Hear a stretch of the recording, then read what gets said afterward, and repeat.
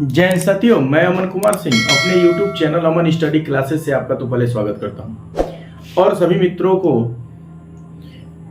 मैं ये बताना चाहता हूं कि बहुत जल्द हम लोग जो है एक टारगेट को कंप्लीट करने वाले हैं। जो एक टारगेट होता है, YouTube का भी एक टारगेट होता है कि आप अगर पढ़ा रहे हैं तो आपकी एक इज्जत इमेज बनाने के लिए आपको 1000 सब्सक्राइबर चाहिए 1K, जो हम लोग बहुत करीब हैं।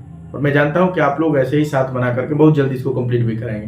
तब हम लोग वॉच टाइम की तरफ चलेंगे, वो भी जल्दी कंप्लीट करेंगे, उसमें कोई दिक्कत नहीं है। आप लोग बस साथ देते रहिए, ठीक है। कल थोड़ी सी संख्या कम थी, कोई बात नहीं, होता है, आगे पीछे चलता रहता है। बस थोड़ा सा कमेंट पे ध्यान रखिए, कमेंट थोड़ा सा अच्छा देखो।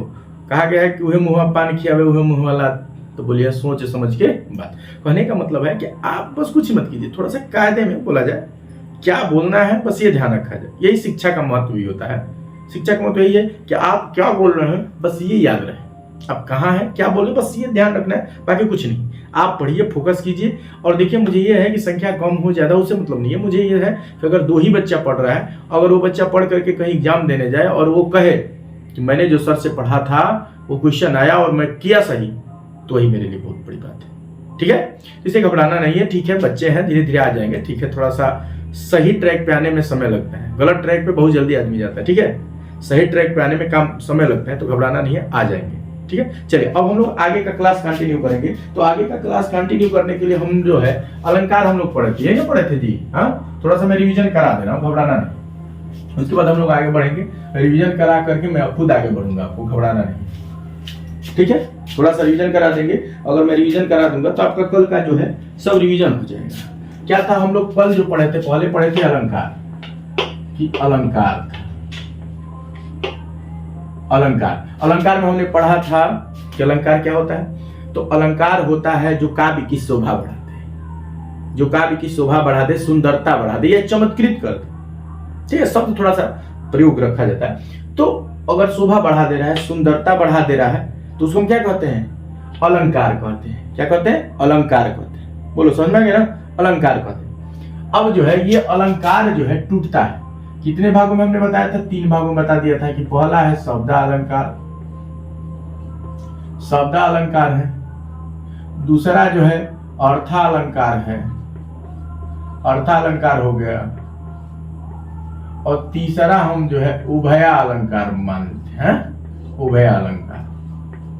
अब देखिए कहानी क्या है कि शब्दालंकार की बात किया जाए, जब शब्दों के माध्यम से काव्य की सुंदरता बढ़ाते, ये तो शब्दालंकार है। अर्थालंकार को कहते हैं कि अर्थ के माध्यम से अगर शोभा बढ़ाते हैं, माने अगर ऐसा शब्द रखा जाए जिसका अर्थ निकाला जाए तो उस काव्य की शोभा बढ़ जाए, उस बात की शोभा बढ़ जाए, जो हम कहना चाहते हैं उसकी भाव की शोभा बढ़ जाए, तो वो अर्थालंकार है। उभयालंकार, शब्द भी रखा जाए तो भी सुंदरता बढ़ जाए, उसका अर्थ भी निकाला जाए तो भी सुंदरता बढ़ जाती है। क्या है, और उभयालंकार, समझ में आ गया।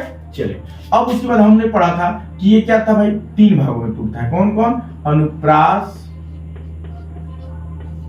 उसके बाद हमने पढ़ा था यमक और श्लेष। 3 भागों में था, यही ना जी, अनुप्रास, यमक, श्लेष। तो अनुप्रास क्या होता है कि जब वर्णों की आवृत्ति होती है लगातार, एक ही वर्ण की आवृत्ति बार बार हो रही है, एक बार आ रहा है, फिर आ रहा है, फिर आ रहा है, और जब एक ही वर्ण बार बार आता है तो उसको बोलते हैं अनुप्रास, ठीक था। उसके बाद यमक में था कि एक ही वर्ण, एक ही शब्द जो है एक से अधिक बार आता है, और जितनी बार आता है और क्या करता है, जितनी बार आता है उतनी बार जो है वो अलग अलग अर्थ होता है। ये यमक का था कि भाई ये शब्द जो है एक से अधिक बार आएगा और जितनी बार आएगा उतनी बार अलग अलग अर्थ देगा। श्लेष की बात किया जाए तो श्लेष में हम होता है कि एक अर्थ जो ऐसे ही देखो लेस आ रहा है, माने कम, माने इसमें इतनी कमी रहती है कि एक ही रहेगा। अब बेचारा सोचेगा कि सम कमवा कर ले, माने एक रहेगा और एक ही जो है एक से अधिक अर्थ दे देगा, उसको कहते हैं श्लेष। उसके बाद हमने पढ़ा था कि अनुप्रास जो है 5 भागों में टूटता है। कितने भागों में, 5 भागों में, ठीक है। 1 मिनट थोड़ा रुक जाइए, 5 भागों में, ठीक है।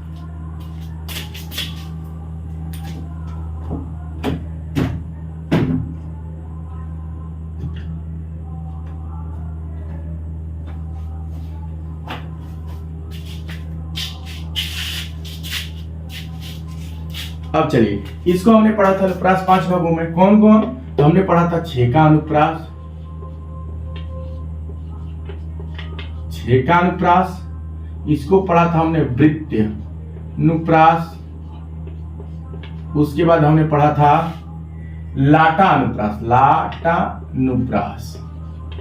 उसके बाद हमने पढ़ा था लाटानुप्रास के बाद हमने क्या पढ़ा था, श्रुत्यानुप्रास, श्रुत्यानुप्रास, श्रुत्यानुप्रास। और अंत में हमने पढ़ा था अंत्यानुप्रास, अंत्यानुप्रास। यही था ना जी, अंत्यानुप्रास, श्रुत्यानुप्रास, अंत्यानुप्रास, श्रुत्यानुप्रास, अंत्यानुप्रास, ये 5 था। अब हम 5 में हमने पढ़ा था छेकानुप्रास, माने जिसमें जो है क्या होता है, स्थान छेकने की बात आ जाए। ये शादी विवाह वाले मैटर में हमने बताया था, उदाहरण हमने ले लिया था कि शादी का उदाहरण ले रहे हैं, इसी में 5 हो जाएगा। तो हमने ले लिया था कि शादी में छेका कितनी बार होता है, 1 बार, माने इसमें वर्ण की आवृत्ति कितनी बार, 1 बार। वृत्त्यानुप्रास में 1 से अधिक बार, क्योंकि वृत्त में काम होता है, और शादी विवाह में वृत्त का काम क्या होता है, फेरा लेना। फेरा लेने का मतलब 1 से अधिक बार फेरा लिया जाता है, यही ना था जी, कि शादी में फेरा कितनी बार, 1 से अधिक बार। तो वृत्त्यानुप्रास में हम 1 से अधिक बार फेरा लेंगे, तो मैंने कहने का मतलब 1 से अधिक बार वर्णों की आवृत्ति होगी। लाटानुप्रास का मतलब होता है कि इसमें जो शब्द जो है जब आएंगे, कोई वाक्य हो जब मिल के रहेगा तो एक अर्थ निकलेगा, लेकिन जैसे ही अन्वय कर देंगे, अलग कर देंगे, अर्थ जो उल्टा भी हो जाएगा या अलग अलग भी निकल जाएगा। श्रुत्यानुप्रास का मतलब कि इसमें अलग अलग शब्द जो है वो कंठ से, तालु से बोला जाएगा, लेकिन उच्चारण स्थान एक ही रहेगा। ये होता है श्रुत्यानुप्रास। उच्चारण स्थान क्या होगा, अलग नहीं होगा, एक होगा। उच्चारण स्थान क्या होगा, एक होगा।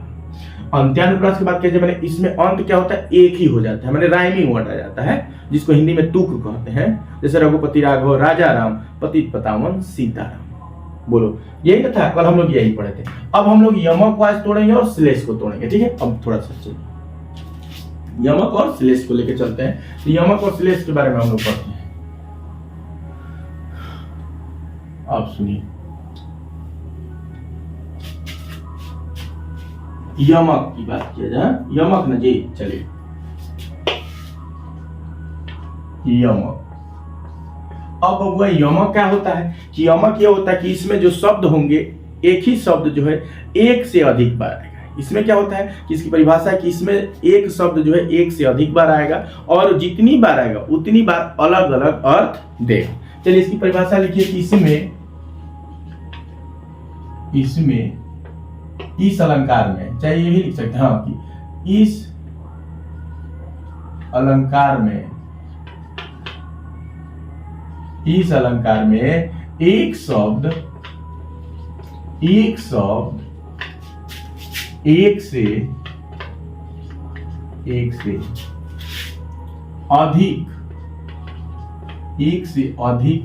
बार आता है और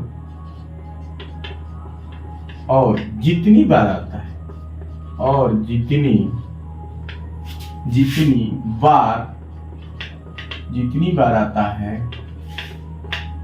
बार आता है उतनी बार अलग अलग अर्थ देता है, उतनी बार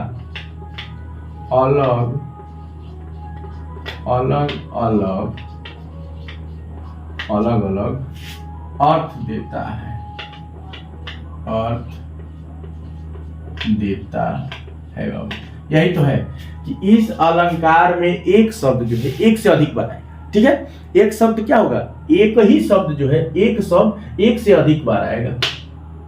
एक ही शब्द जो है, एक शब्द भी लिख सकते हैं, एक ही शब्द भी आ सकता है कि 1 से अधिक बार आता है, और जितनी बार आता है उतनी बार अलग अलग अर्थ देता है। अब इसको देखो, ट्रिक बनाओ याद करने की। तो देखो युग्म, य से युग्म बना लो। युग्म माने जोड़ा, मतलब 1 से तो जोड़ा बनता नहीं है, मैंने 1 से अधिक। तो जब 1 से अधिक की बात किया जाए तो इसमें क्या होगा कि 1 से अधिक बार आएगा। 1 से अधिक बार आएगा माने जितनी बार आएगा अलग अलग अर्थ देता जाएगा, ठीक है। अब उदाहरण देखिए तो आप थोड़ा सा और समझेंगे। उदाहरण क्या है, उदाहरण दिया तो उदाहरण है इकली डरी हो, इकली डरी हो घन, इकली डरी हो घन देख के डरी, इकली डरी हो घन देख के डरी हो, खाय विष खाए विष की डरी, खाए विष की डरी हो, डरी हो। घनश्याम, घनश्याम मरी, मरी, मरी, मर, मर जई हो, मरी जाई हो, जाई हो। ये है बाबू। अब देखिए कहने का मतलब क्या है, अब थोड़ा सा देखिए ध्यान से, थोड़ा सा एकाग्र कीजिए। कह रहा है कि यमक क्या है भाई, कि इस अलंकार में एक शब्द एक से अधिक बार आता है। पहली बात कि इस अलंकार में एक शब्द एक से अधिक बार आता है, ठीक है भाई, और जितनी बार आएगा उतनी बार अलग अलग अर्थ देगा। समझा गया?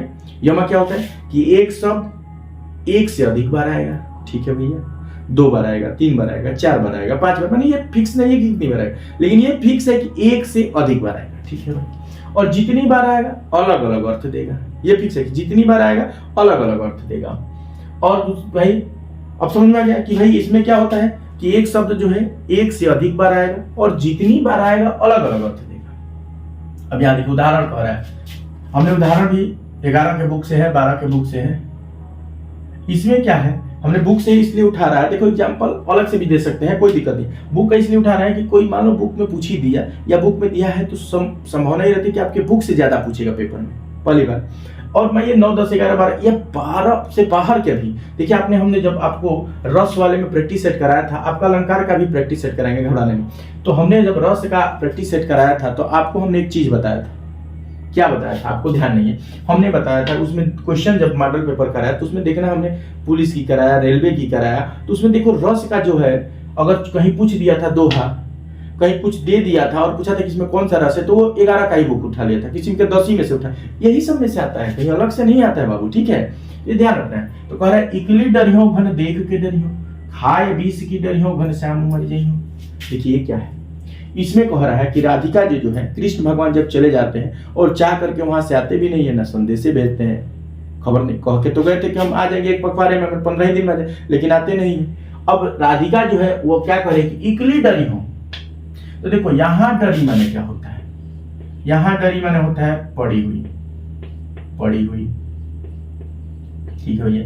यहां डरी माने जानते ही है डलिया होता है, डरी डलिया, और एक डरी माने डरना हो गया बाबू। अब बताइए देखिए 3 बार आया, तीनों बार अलग अलग अर्थ दे रहा है कि नहीं दे रहा है? 3 बार आया, तीनों बार अलग अलग। तो कह रहा है कि इकली डरी हो, राधिका जी कह रही है कि है मैं इकली डरी हूं, मैं अकेली पड़ी हुई हूं, मैं क्या हूं, अकेली पड़ी हुई हूं, घन देख के डरी हूं, मैं इतनी अकेली हूं, इतनी अकेली पड़ी हुई है, मैं अकेली हूं कि मैं घन माने बादल को भी देख के डर जा रही हूं। समझा क्या कि मैं घन माने बादल को भी देख के डर जा रही हूं, खाए विष की डरी हूं, करे कि हे घनश्याम मैं अगर 20 की डलिया खा जाऊं, मैंने भर भर के डलिया भर के 20 में खा जाऊं तो घनश्याम मर जाई हूं, तो हे घनश्याम मैं मर जाऊं।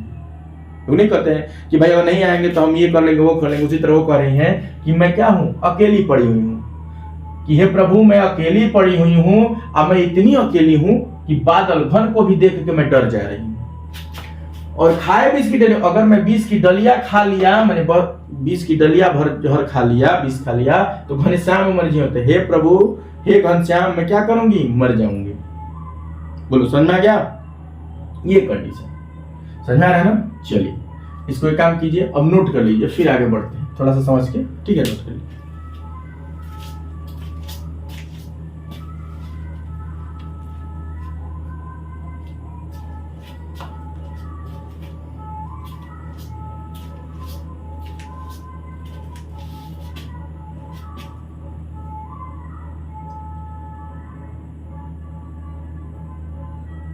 हो गया बाबू? चल हो गया ना, लिखो, हो गया, ठीक। चलिए अब आगे देखिए,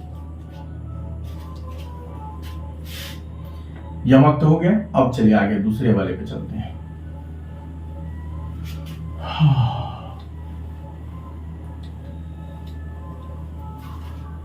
अब देखिए अब क्या है भाई, यमक हो गया, अब तीसरा क्या था, हमने अनुप्रास पढ़ लिया, यमक पढ़ लिया, और अब बच गया श्लेष। अब हम पढ़ रहे हैं श्लेष। अब हम आ गए श्लेष में। यह श्लेष में क्या है, उसमें था यमक में था कि य से युग्म बना लिया, जोड़ा था मैंने एक से अधिक वाला था। इसमें क्या कि इसमें है कि एक शब्द जो है एक ही बार आता है। अब लिखेंगे कि इस अलंकार में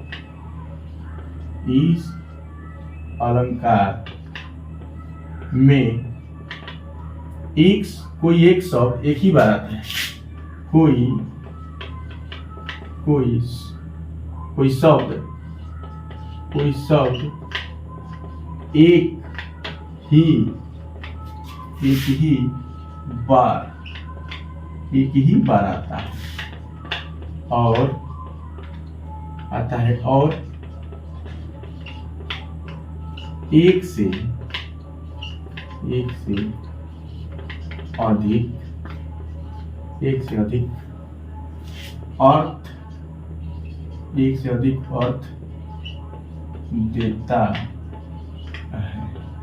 क्या बाबू, उसमें क्या था कि उसमें जो है एक शब्द जो रहेगा वही एक से अधिक बार आ जाएगा और जितनी बार आएगा अलग अलग अर्थ देगा। ठीक है, इसमें कह रहा है कि इस अलंकार में कोई शब्द एक ही बार आता है। भाई ऐसा ही दिख रहा है कि ले से भाई कमी है भैया, तो बार बार शब्द नहीं रख पाता है। एक शब्द एक ही बार आता है और एक बार आने के बाद वह एक से अधिक अर्थ दे देता है। समझ रहे, डबल रोल कह सकते हैं, ट्रिपल रोल कह सकते हैं। एक शब्द जो है एक ही बार आएगा और एक से अधिक अर्थ देगा। अब कहने का मतलब है, उदाहरण देखिए तो फिर और थोड़ा सा बढ़िया समझ में। उदाहरण क्या है भैया, तो उदाहरण कह रहा है, आपके बुक का ही उठा रहे हैं, ठीक है। चीर, यही ना है जी, यही तो था। चीर जियो जोरी जुड़े, चीर जियो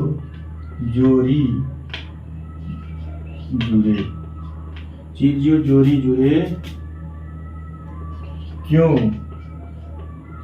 न स्नेह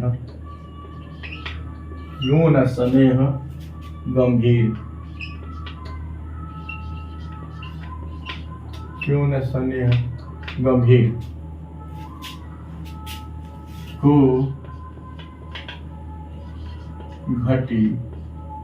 को घटी ए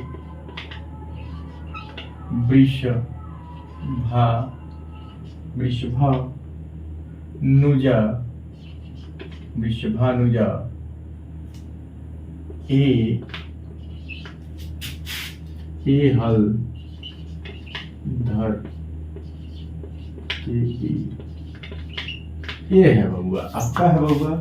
अब देखिए ये कह रहा है कि चीर जियो जोरी जुड़ी, क्यों ना स्नेह गंभीर को घटिए वृषभानुजा ए हलधर के। अब ये दो शब्द देखो, ये इंपॉर्टेंट शब्द है इसमें, ये शब्द एक ही बार है। अब इसका अर्थ निकालिए। एक कह रहा है वृषभ धन अनुजा। ये बाबू ये बताओ, वृषभ माने बैल होता है, गाय होता है, तो ये बताओ बैल का पुत्री क्या होगा जी, गाय ना होगा जी। तो एक आ गया गाय आपका।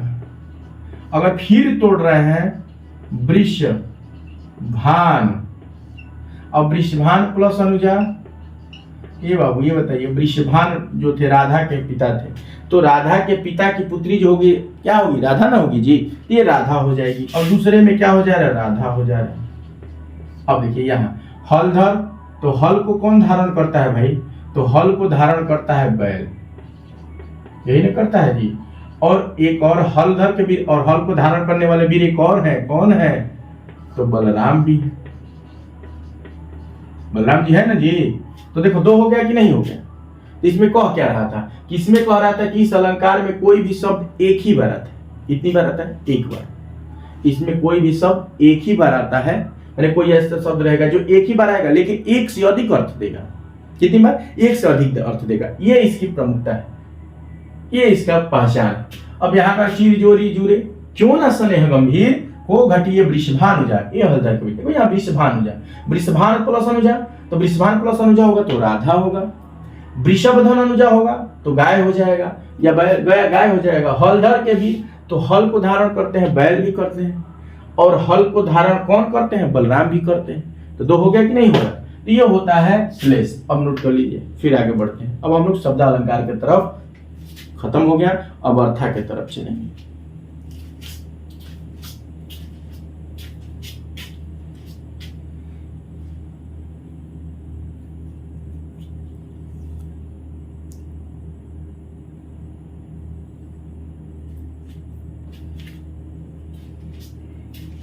हो गया ना बाबू। तो आप ये भी कंप्लीट कर दिए, स्लेश भी कंप्लीट कर दिए। अब चलिए अब थोड़ा सा देखिए, आप जो अभी अलंकार पढ़े, क्या पढ़े? शब्दालंकार पढ़े, यही ना पढ़े जी? इस शब्दालंकार पढ़े। तो शब्दालंकार की पहचान भाई शब्द से ही समझ में आ रहा है कि इसमें शब्द की विशेषता रहेगी, शब्द की महिमा रहेगी। तो ये बताइए इसमें शब्द में आपने क्या क्या पढ़ा? 3 पढ़ा। कौन कौन? अनुप्रास पढ़ा, ठीक है भैया। यमक पढ़ा, ठीक है भैया। श्लेष पढ़ा, ठीक है भैया। ये बताओ तीनों में तो हमने शब्दे का ना देखा जी, इसमें वर्ण की आवृत्ति बार बार हो रही थी, वो भी क्या है? शब्दे के लिए है, विशेषता है। यमक इसमें शब्द एक से अधिक बार आया था, अलग अलग अर्थ दे, तो शब्दे की महिमा बता रहा था। इसमें श्लेष की बात किया जाए तो शब्द जो है एक ही बार आकर के एक से अधिक अर्थ दे रहा है, तो भी सब क्या है? शब्दे की महिमा बताता। अब हम लोग आ रहे हैं अर्थालंकार की तरफ। किसकी तरफ? अर्थालंकार। अर्थालंकार। अब अर्थालंकार की बात किया जाए तो देखिए आपके 9th में अभी दिया है भाई 11-12 की बात किया जाए तो उसमें 9वें भागों को तोड़ा है, ठीक है। कौन कौन भाई? तो आपको पहला तोड़ दिया है उपमा, ठीक है, उपमा हो गया है। दूसरा आपको रूपक, ठीक है। तीसरा अनन्वय, अनन्वय 4 प्रतीक,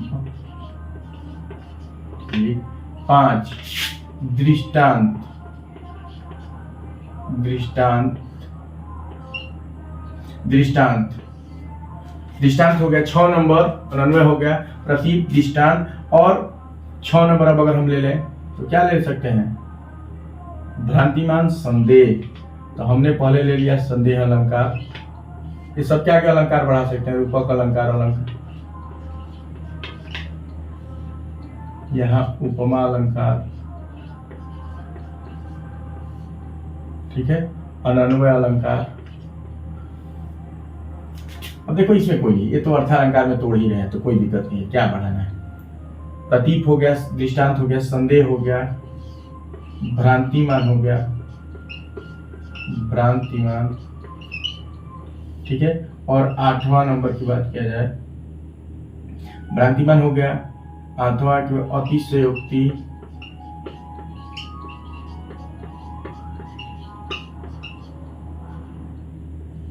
अतिशयोक्ति हो गया ना जी। अब बच क्या रहा है? उपमा, रूपक, अनन्वय, प्रतीक, दृष्टांत, संदेह, भ्रांतिमान, अतिशयोक्ति। और एक 9वां आप में जो आता है, कौन होता है? बोलिए। उपमा भी हो गया, रूपक भी हो गया, अनन्वय भी हो गया, प्रतीक हो गया, ठीक है, दृष्टांत हो गया, ठीक, संदेह हो गया, ठीक, भ्रांतिमान हो गया, ठीक। अब अतिशयोक्ति हो गया, ठीक। 1 2 3 4 5 6 7 8। एक और होता है ना आप में बाबू, क्या होता है? कमेंट कीजिए तो। 9वां क्या छूट रहा है? कमेंट करो, कमेंट करो, करो तो देखे तो। रोके हुए हैं, बताइए क्या लिखना है यहाँ? बोलिए, चलिए कमेंट करिए, देख रहे हैं।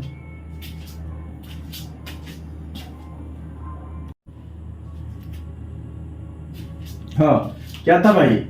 बोलो, बताओगे? ठीक है, कुछ लोग कमेंट अच्छा किया। उत्प्रेक्षा, उत्प्रेक्षा अलंकार, ये जान से हमने छोड़ दिया था, देखे कि कितना आप लोग को आता है। बहुत टाइम लगा रहे हो कमेंट करने में। क्या क्या भाई? उपमा, रूपक, अनन्वय, प्रतीक, दृष्टांत, संदेह, भ्रांतिमान, अतिशयोक्ति, उत्प्रेक्षा, ये आपके हैं भैया, ठीक है। बोलो, समझा गया? कितने हैं? उपमा, रूपक, अनन्वय, प्रतीक, दृष्टांत, संदेह, भ्रांतिमान, अतिशयोक्ति, उत्प्रेक्षा। अब कहानी सुनिए बउआ। अब पहले एक बार थोड़ा सा इसको देख लीजिए, फिर एक एक को तोड़ते चलेंगे। उपमा में क्या होता है कि इसमें तुलना कराया जाएगा। क्या किया जाएगा? तुलना कराया जाएगा, ठीक है, समझा गया। फिर इसके पार्ट में टूटता है, बताएंगे आगे। रूपक की बात किया जाए तो रूपक में क्या होता है? आरोप सिद्ध किया जाता है, एक का दूसरे पर आरोप लगा दिया जाता है, ठीक। अनन्वय की बात किया जाए, अनन्वय क्या होता है? एक की कमी रहेगी, उपमेय की कमी रहेगी, उपमान रहेगा, उपमाने को उपमेय मान लिया जाएगा। उपमेय रहेगा तो उपमेय को ही उपमान को ही उपमेय, उपमेय को ही उपमेय, उपमान भी मान लिया जाएगा। प्रतीक की बात किया जाए, जो प्रसिद्ध वस्तु रहेगी उसकी प्रसिद्धि घटा दी जाएगी, जो अप्रसिद्ध वस्तु है उसी को बढ़ा दिया जाएगा। दृष्टांत की बात किया जाए तो इसमें क्या होता है? एक बात कह के दूसरी बात कहा जाता है सिद्ध करने के लिए अपनी बात। हमने जो ये कहा ये सत्य, संदेह में क्या होता है कि आपको भ्रम होगा, संदेह होगा, लेकिन आपका इसमें क्या होता है, और भ्रांतिमान में भी संदेह होता है, भ्रम होता है, लेकिन इन दोनों में अंतर क्या है कि ये जो है कार्य बीत जाने के बाद भी आपको संदेह बना रहेगा, कार्य बीत जाएगा फिर भी आपको संदेह बना रहेगा। इसमें क्या है कि आपका कार्य बीतते ही, आपका रिजल्ट आते ही, रिजल्ट आने से पहले ही आप समझ जाएंगे कि भाई ये गलत किया है हमने, आपका भ्रम दूर हो जाएगा। अतिशयोक्ति में बात को बढ़ा चढ़ा कर शक्ति की व्याख्या की जाती है, बढ़ा चढ़ा के उत्प्रेक्षा में जाते हुए संभावना व्यक्त किया जाता है। समझ में आ गया? चलिए अब देखिए, अब थोड़ा सा इसको मिटा के अब एक एक को तोड़ा जाए तब मजा आएगा। अब देखो, चलिए अब देखिए बाबू, ये तो आपका अर्थालंकार 9 भागों में। अब सुनिए, अभी ये आपके बुक के हिसाब से देखिए, आपका हम 9, 10, 11, 12 को ही लेके चल रहे हैं। अगर टफ पॉइंट की बात करें तो टफ पॉइंट की बात करेंगे तो आप लोग कहेंगे कि अरे सर ये कहाँ से आ गया, बहुत टफ पॉइंट है, ठीक है ना। तो आप ये मत कहिएगा, जितना हिंदी जितना अंदर जाते जाएंगे और मिलता जाएगा, लेकिन फर्क इतना है कि आपको आपके सिलेबस के हिसाब ही से लेके चलना हो। नहीं तो आपको सिलेबस से थोड़ा सा आगे दिखाना चाहें तो एक झलक देखिए, आपको एक झलक में दिखा रहा हूँ, आप कहेंगे कि हाँ ये कहाँ से आ गया। अब देखिए मैं आपको एक झलक दिखा रहा हूँ। आपने ये बताइए, अच्छा शब्दा का पढ़े थे ना, शब्दा में ही आइए, शब्दा अलंकार में आपने पढ़ा था, क्या पढ़ा था, क्या आपने पढ़ा था, अनुप्रास पढ़ा था, ठीक है, अनुप्रास आपने तोड़ा, यमक पढ़ा था, श्लेष पढ़ा था, यही ना पढ़ा था जी, बोलो ये 3 पढ़ा था। अब आइए यहाँ देखिए, अब आइए हम श्लेष को तोड़ रहे हैं। अब आप सोच रहे हैं कि ये कहां से टूट जाएगा। श्लेष में एक होता है श्लेष मूला वक्रोति, श्लेष मूला वक्रोति। अब देखिए एक दूसरा का है तो काकुमूला, काकुमूला काकू, ये ना जी, काकुमूला, काकुमूला काकुमूला, दूसरा काकुमूला हो जाएगा, वक्रोति है, काकुमूला वक्रोति, ठीक। तीसरा की बात किया जाए तो ये हो गया, ये क्या है भाई, तो श्लेष में ही टूट जाता है, वक्रोति, श्लेषा मूला, काकरोति मूला, विपसा, ये सब अभी देखिए, सॉरी ये श्लेष में कह रहे हैं, इस श्लेष में नहीं है। ये 3 हो गया, यहां तक 1, 2, 3, ये 4 नंबर में रखिएगा, ठीक है, 4 नंबर में। किसमें 4 नंबर में? शब्द अलंकार में ही, ये पहला ये दूसरा, शब्द अलंकार में 2 टूट जाता है। 5 नंबर इसको रखिए, 5 नंबर आप रखेंगे विपसा, विपसा। अब सुनो विपसा, अब ये इतना है। अब देखो यही शब्द अलंकार आप 3 तक पढ़ रहे थे, लो 5 हम तोड़ दिए, कहो विपसा की बात कीजिए। विपसा में क्या होता है, भाव को प्रकट करने के लिए हम शब्द बोलते हैं, एक ऐसा शब्द है एक एक शब्द से ही भाव पर, छी छी, अब हमने क्या कर दिया, छी, राम राम, रहने दो भाई, कुछ चीज होता है हम कहते हैं राम राम, खराब लग रहा है, छी में ये शब्द का हमको अर्थ समझ गया, सामने वाला समझ गया कि भाई लग रहा है इसको गलत लग रहा है, तो ये क्या है, ये विपसा, समझ में आ रहा है। अच्छा चलो देखो, यही शब्द अलंकार में ये थोड़ा डीपली होता है, ये डीपली जो है आपके आगे के एग्जाम्पल में चलता है, तो आपको हम जब क्या कराएंगे, जब आपका इसका प्रैक्टिस सेट कराएंगे तो ये भी जोड़ देंगे, लेकिन आपकी सिलेबस में 9, 10, 11, 12 के सिलेबस में नहीं, इसलिए हमने सोचा कि ना तोड़ूं, नहीं तो यही अगर पुलिस का मैं बैच पढ़ा रहा होता या आर्मी का बैच पढ़ा रहा होता, रेलवे का पढ़ा रहा होता, मैं इसको भी तोड़ता, इसको भी बढ़िया से डीपली लेके जाता कि देखो ये क्या है, समझ रहा है ना, तो ये आप में है नहीं तो इसलिए नहीं, थोड़ा सा बस झलक दिखला दिए, समझा गया, ये भी होता है। तो आप घबराइए मत, किए इतना भी मत सोचिए कि हम बहुत ज्यादा पढ़ लिए हैं, ठीक है, इसमें बहुत चीज है जो पूछ देंगे अभी नहीं आएगा, थोड़ा सा धीरे धीरे धैर्य बना के रखिए। कल मैंने देखा कमेंट कुछ बच्चे कह रहे थे कि सर आप समझा दिए हैं, इसलिए थोड़ा सा ये हमने, अब हम क्या बताएं, अब यही हमने तोड़ दिया, लोग पढ़ाए तो है अलंकार से, अब ये तो आपके सिलेबस में एक नया चीज मिला कि नहीं मिला, हमला फंसा ना, तो थोड़ा सा धैर्य रखिए बाबू, आगे बहुत मिलता है। चलो अब देखो, आइए अर्थालंकार में आते हैं।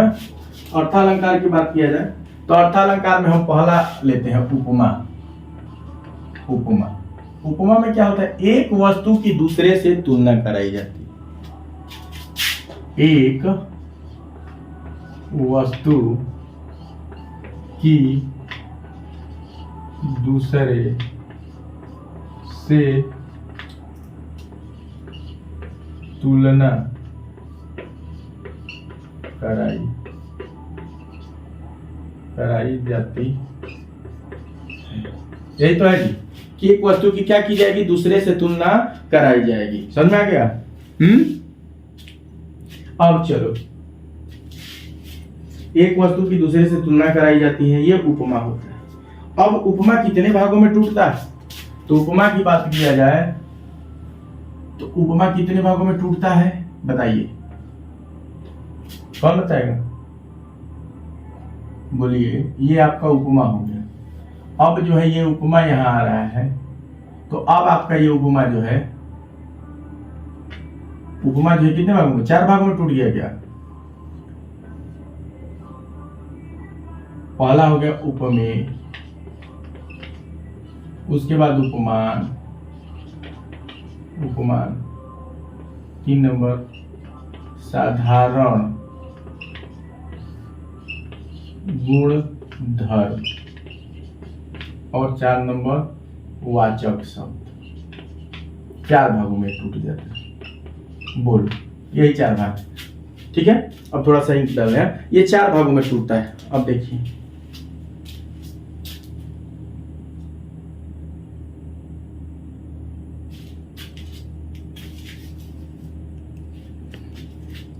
आप लोग तो ये पढ़े होंगे, बहुत से लोग पढ़े भी होंगे, बहुत से लोगों को हम पढ़ाए हुए हैं, तो ऐसा नहीं है कि नहीं पढ़े हुए। बोलो, बहुत से लोगों को पढ़ा है कि नहीं पढ़ा है? पढ़ा है ना? फिर क्या पढ़ा कह रहे हैं वो?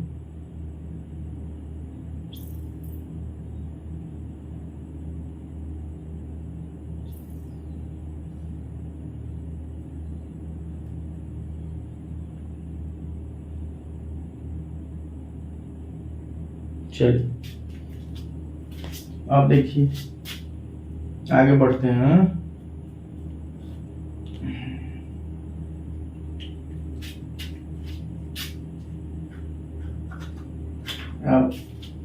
अब ये देखिए, अब ये उपमेय क्या होता है, उपमान क्या होता है, साधारण गुणधर्म वाचक शब्द क्या होता है। उपमेय की बात किया जाए तो जिसकी तुलना कराई जाती है वह उपमेय। परिभाषा की बात किया जाए तो जिसकी तुलना कराई जाती है, जिसकी क्या कराई जाती है? तुलना कराई जाती है। तुलना कराई जाए वो उपमान। अच्छा भाई, उपमान क्या होता है? जिससे तुलना कराई जाए, जिससे तुलना कराई जाए भैया, जिसकी कराई जाए और जिससे कराई जाए उपमान। साधारण गुणधर्म तो उसका गुण बताता है, हाँ? गुण धर्म बताता है। अच्छा भैया, वाचक शब्द की बात किया जाए जो समानता दिखाते हैं, समानता विषमता जो दिखाता है उसी को हम कहते हैं वाचक शब्द, जिसमें इसमें आ जाता है सी, सा, से, जैसे, सरीस, ये शब्द आते हैं। समझ में? ये थोड़ा सा इसको नोट कर लीजिए, डायग्राम के थ्रू बनाएंगे तो बड़ा याद रहता है बहुत देर तक, ठीक है।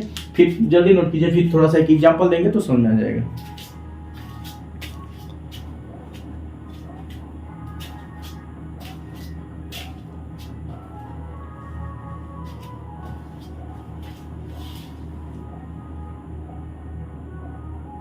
हो गया?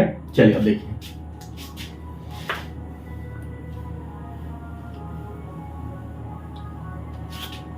अब कह रहा है बाबू, क्या क्या था भाई? ये उपमा अलंकार जो था, यही था ना जी, उपमा जो था कितने भागों में टूटा? तो उपमा अलंकार जो आपका टूट गया था 4 भागों में, यही था। देखो यहां से ऐसे करो और ऐसे निकालो। उपमेय, उपमान, साधारण गुणधर्म, और यहाँ आ गया वाचक शब्द। यही है आपके, हाँ? ये 4 भागों में टूटा है। अब कहने का मतलब क्या है, अब इसकी पहचान क्या है? देखिए, अब अगर हम देसी भाषा में कहें, जो हमारा स्टाइल फेमस है, जो हम अपने स्टाइल में समझाने का देसी स्टाइल कह सकते हैं, देसी जुगाड़। अब देखिए, में माने मुंह, एक मुंह, में बोल रहा है, मैंने कह रहा है कि ये उपमेय जो है, तो भाई उपमेय क्या भाई? जो हमारे पास रहे, याद रखिएगा, जो हमारे पास रहेगा उपमेय, आज जो दूर रहे उपमान। और जिसकी भाई उसका गुण क्या है, अच्छा है बुरा, कैसा गुण है, चलना डोलना हिलना फिरना, उसका के जो गुण है वो गुण है। वाचक शब्द बताता है कि वो समानता है, समान है कि विषम है कि क्या है, ये वाचक शब्द है। अब देखिए आपका उदाहरण बता रहे हैं, आपके 10 का ही पिछले पेपर का ही है, बड़ा हमको भी अच्छा लगता है। पीपर पात सरिस सरिस मन डोला, पीपर पात सरिस मन डोला, ये आपका एग्जाम्पल हो गया। अब एग्जाम्पल हो गया, अब इसमें बताना है कि कौन क्या है, इसी से सबका हो जाएगा। अब देखिए इसमें तुलना करा रहा है तो उपमा है। अब इसमें कौन क्या है ये बताइए कि पीपल का पात हमारे पास रहेगा कि मन रहेगा। हमने क्या बताया कि जो हमारे पास रहे वो उपमेय, जो दूर रहे उपमान है, बस यही याद रखना है। तो हमारे पास हमेशा क्या रहेगा, मन ही रहेगा ना जी। पीपल का पत्ता हम अपने शरीर पे लेके थोड़ा ना चलेंगे, पीपल का पेड़ लेके चलेंगे, बोलो। तो मन हमारे पास है, तो जो मन हमारे पास है तो ये क्या हो जाएगा, उपमेय। ठीक है भैया, जब ये हो गया पीपल का पात हमेशा हमसे दूर रहेगा तो ये हो गया उपमान। ये बाबू हिलना डोलना चलना बोलना ये तो गुण न है जी, तो ये हो जाएंगे हमारे साधारण गुण धर्म। चलो ये भी हो गया। आज सरिस बताए समानता दिखा रहा है कि के जैसा, तो सरिस क्या हो गया, वाचक शब्द। वाचक शब्द बोलो, कोई दिक्कत है? अर्थ की बात किया जाए तो चलिए अर्थ की बात देखिए। कह रहा है पीपर पात सरिस मन डोला, कि कह रहा है कि पीपल के पत्ते के जो है उसी के अनुसार मेरा मन भी क्या होता है, डोलता रहता है। पीपल के पत्ते के जैसा ही मेरा मन क्या होता है, डोला माने डोलता रहता है। क्यों? क्योंकि पीपल का पत्ता का ये गुण है कि हमेशा हिलता रहेगा, ऐसे ऐसे ऐसे, हवा रहे ना रहे धीरे धीरे, उसी तरह हमारा मन भी हमेशा हिलता डोलता रहता है। बोलो सही बात है कि नहीं? कभी मन स्थिर होता है जी? नहीं होता है। और जिस दिन मन स्थिर हो गया तो समझिए कि ये स्थिर हो गया, और ये स्थिर हो गया तो समझिए कि काट सफेद छपता है। श्री श्री यहाँ के वहाँ के यहाँ पहुँच गए हैं और इतने तारीख को आइए और भोजन ग्रहण करके, समझ में आया ना? यही ना होता है जी। अब देखो जीवन की एक विडंबना देखो यार कितनी अच्छी है, कि जीवन की विडंबना देखो कि जिसका फंग आज देखो हमारा बर्थडे है, अगर हम ना रहें तो बर्थडे नहीं मनेगा। बोलो जिसकी तिलक रहती है वो ना रहे तो तिलक नहीं होता है, शादी में होना रहे तो शादी नहीं होता। बोलो हो है कि नहीं है? लेकिन वो देखो जीवन का सबसे बड़ा फंक्शन या सबसे अंतिम फंक्शन उस जीवन का, उस व्यक्ति का सबसे अंतिम फंक्शन होता है और वही अपसेंट रहता है और फिर भी दबा के पार्टी चलती है और कोई उसको ढूंढता भी नहीं है। ढूंढता है जी? जीवन का अंतिम समारोह उसके नाम पे हो रहा है। किसके नाम पे? जिसके नाम पे हो रहा है वही अपसेंट रहेगा और एक फोटो लगा रहता है, लो भाई देखते रहो तुम्हारा फंक्शन हो रहा है, तुम अपसेंट हो फिर भी चल रहा है। कहने का मतलब है कि एक स्वाभाविक सत्य है कि आप कुछ ऐसा करके जाइए कि नाम न ले, नहीं तो लोगों के जाने का लोग 2-4 दिन तक रोते हैं, 2-4 साल तक रोते हैं, उसके बाद फिर अपने काम में लग जाते हैं।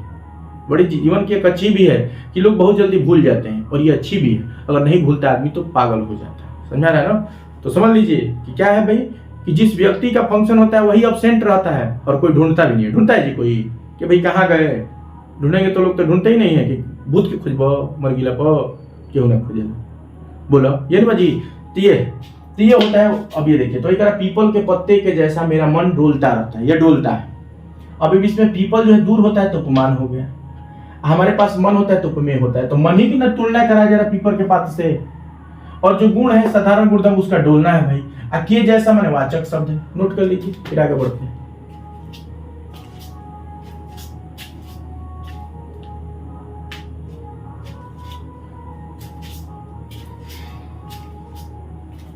क्या करें, रोक दे क्लास को? बोलो क्लास कहोगे तो यहीं पर रोक दिया जाएगा कि एक और अलंकार पढ़ा दें। चलो एक और अलंकार पढ़ा देते हैं। क्लास थोड़ा सा जल्दी चलना चाहिए, मान लो ठीक है समझ के चलना है, लेकिन मान लो एक ही अलंकार में उग जाएंगे तो 3 अलंकार पढ़े हैं, कम नहीं कहा जाएगा क्या जी? अब देखिए बस थोड़ा सा तोड़ेंगे, ज्यादा नहीं पढ़ेंगे। अब एक दूसरा उठा रहे हैं रूपक, हम उठा रहे हैं रूपक। तो रूपक से पहले आप थोड़ा सा उपमा के बारे में समझिए। उपमा और उपमा में तुलना कराइए। देखिए रूपक और उपमा में क्या होता है? उपमा में कहा जाता है कि आपकी तुलना कराई जाएगी कि आप शेर की तरह है, ठीक है? आप कैसे हैं? शेर की तरह है, आप बहादुर की तरह है, अभी की तरह है, आप चोर की तरह है। इसमें अभी कहा जाएगा कि आप उसकी तरह हैं, तुलना कराया जाएगा। लेकिन इसमें कहा जाता है कि आप हैं नहीं, आप हैं, सीधे आरोप लगा दिया जाए। इसमें कहा जाता है कि आप शेर की तरह है। इसमें क्या कहा जाता है कि शेर की तरह है। अच्छा भाई, इसमें कह रहा है कि आप शेर की तरह नहीं है, आप शेर है। क्या कह रहा है? शेर है, आप शेर है। यहाँ कह रहा है कि आप शेर की तरह हैं, यहाँ कह रहा है कि आप शेर हैं। अब बताइए अंतर समझ रहा है? या डायरेक्ट आरोप लगा दिया जाता है कि आप वही हैं, और इसमें कहते हैं कि आपकी तुलना उससे कराइए कि आप उसकी तरह। अंतर समझा क्या? ये दोनों सेम, थोड़ा सा अंतर होता है। इसमें उसकी तुलना कराई जाती है किसी दूसरे से, इसमें तुलना नहीं करें, आप कहेगा क्या भाई है। समझा गया? अब चलिए, अब रूपक की बात किया जाए, थोड़ा सा देखिए। यही रूपक टूटता है कितने भागों में? 2 नहीं बालक 3। सांग रूपक, सांग रूपक,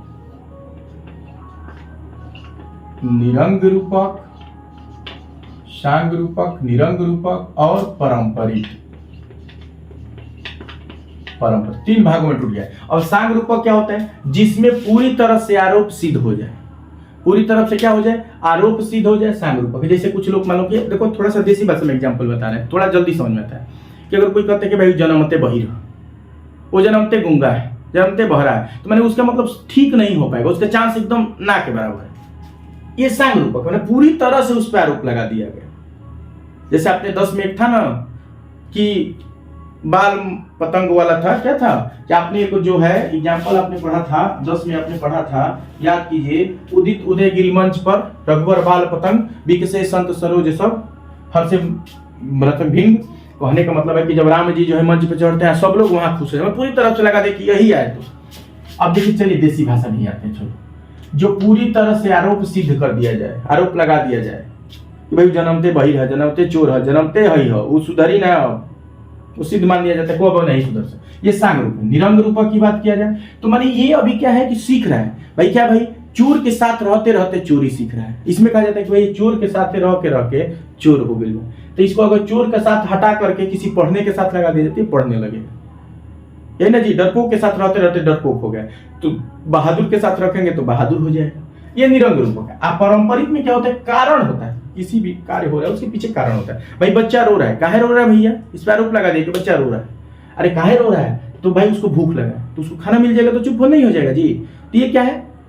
पारंपरिक है, इसके पीछे कारण होता है। तो रूपक क्या है? इसमें आरोप सिद्ध किया जाता है। अब ये 3 भाग में होता है, सांग रूपक, निरंग रूपक, पारंपरिक। सांग रूपक जो पूरी तरह से आरोप सिद्ध कर दिया जाए, निरंग रूपक माने पूरी तरह से नहीं सिद्ध होता है, ठीक। पारंपरिक जो भी होता है उसके पीछे कारण होता है। ये आपके रूपक। चलिए, आप आज का क्लास हम यही रोकते हैं। बालक देखिए, हम एक उद्देश्य से लेके ये चैनल चालू किए। इस उद्देश्य को ये लेके चले हैं, जो हमको पर्सनली जानते हैं या हमारे ऑफलाइन हमसे मिलते हैं, वो जानते हैं कि मैं किस लिए। मैं ये चाह रहा हूँ कि कुछ दिन में ऐसा शिक्षा को मैं कर दूं कि सब पढ़ सकें। शिक्षा को थोड़ा सा सस्ता करने के मैं चक्कर में हूँ, उसको सबको बांटने के चक्कर में हूँ। आप लोग थोड़ा सा मेरा हेल्प कीजिए, ठीक है? आप थोड़ा सा हेल्प करेंगे तो बहुत से लोगों का भला होगा। मैं बस इतना ही कह रहा हूँ। ये कह सकता हूँ कि टीचर होकर मैं आपसे रिक्वेस्ट ही कर रहा हूँ बस। अब अगर मेरे बात की मान आपको रखना है तो ज़्यादा से ज़्यादा शेयर कीजिए, लाइक कीजिए, सब्सक्राइब कीजिए और सबको बताइए कि आइए पढ़िए, अब शुरू हो गया है और हमको आगे बढ़ना है। समझ में रहे ना? नहीं तो आज भी हम साक्षरता दर में केरल से पीछे ही हैं, बहुत आगे नहीं गए। बिहार से बस आगे चल रहे हैं, कुछ राज्यों से हम आगे चल रहे हैं, यानी कि सबसे आगे चल रहे हैं। तो ऐसा कीजिए कि हम लोग भी कुछ नंबर पे आए। समझ में रहे ना? तो इसको ध्यान में रखना है। चलिए, इसी पे रोक देना। चलिए, आप जहां भी रहे हिट रहे, फिट रहे। कमेंट फालतू का नहीं करना है। आपने नहीं किया, थोड़ा सा कम किया, लेकिन ठीक है। आप लोग कमेंट थोड़ा सा धैर्य में बना के पढ़िए, मजा आएगा। देखिए, हम कमेंट नहीं पढ़ पाते हैं, बाद में पढ़ते हैं, हमको दुख होता है। आपने क्या कमेंट किया मैं अभी भी नहीं देखा हूं, मैं अब देखूंगा जा करके। तो थोड़ा सा धैर्य था, बढ़िया से कमेंट कीजिएगा। आप जो भी हैं पढ़ें, क्योंकि परिवार के भी लोग पढ़ते हैं तो मजा नहीं आता है ना। मान लो कि कोई पढ़ रहा है घर का ही, वो कहे क्या ये सर क्या पढ़ा रहे हैं, बताओ। आप कुछ भी कमेंट कर देंगे। कोई टीचर मिला रहे, सर आपके बच्चे स्कूल के बच्चे तो ऐसे हैं, आपका स्कूल कैसा है, तो बताओ कैसा बेइज्जती फील नहीं होता है। तो मैं आपका टीचर हूँ और कोई आगे कहे कि आपका टीचर तो ये, तो आपको बुरा नहीं लगेगा। उसी तरह मुझे भी तो बुरा लगता है कि मेरे स्कूल के बच्चों की कहीं दूसरे जगह बुराई होती है। तो थोड़ा इसको धैर्य रखना है, उसको संभाल के रखना है, ठीक है। चलिए, बस इतने पे ही। आप बस हम यही कहेंगे, हिट रहे, फिट रहे, हर हर महादेव और जय हिंद। लाइक, शेयर, सब्सक्राइब करना ना भूलें। क्यों? क्योंकि ये अपना चैनल है, हमारा नहीं है, आपका है, हमारा है, हम सबका है। और हम सबका है तो हम सबको इसको आगे भी ले जाना होगा, ठीक है। चलिए, नोट कर लीजिए। चलिए आगे बढ़ते हैं।